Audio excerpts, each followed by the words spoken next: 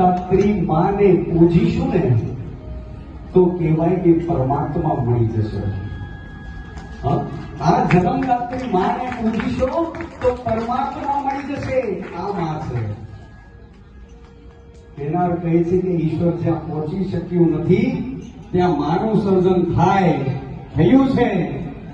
અને હજી એક વાત કહું તો ઈશ્વરનું પણ સર્જન કરનાર કોક હોય તો આ વિરલ માં છે કે જેમના ઉદરમાંથી આવા રત્નો નીકળે છે.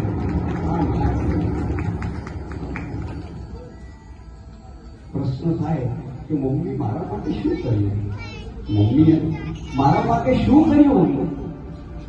કેટલા યંગસ્ટર્સ અહીંયા બેઠા છો ને, ધ્યાન આપજો. આજે એક પોઈન્ટ યાદ રાખજો કે આપણને આ સૃષ્ટિની અંદર જે મને લાગ્યું છે ને એમનો ઉપકાર તો આપણે કોઈ દિવસ ચૂકવી શકવાના નથી.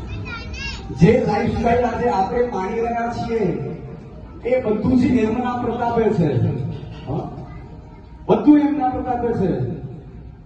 યંગસ્ટર્સને પૂછો, આજે તો લગભગ બધા પાસે મોબાઈલ છે. યંગસ્ટર્સ કેટલા છે? હાથ ઉપર કરજો તો. બધા પાસે મોબાઈલ છે.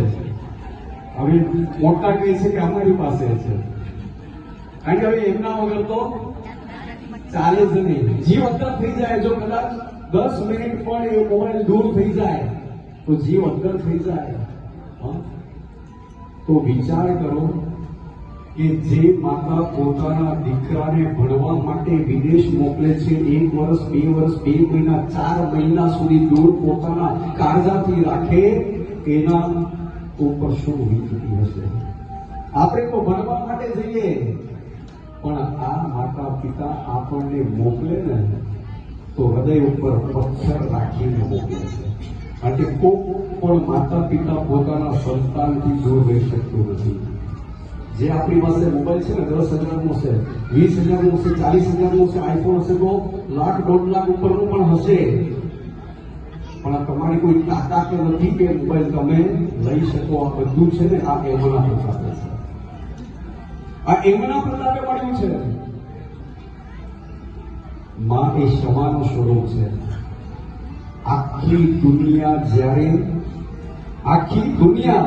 જ્યારે તમને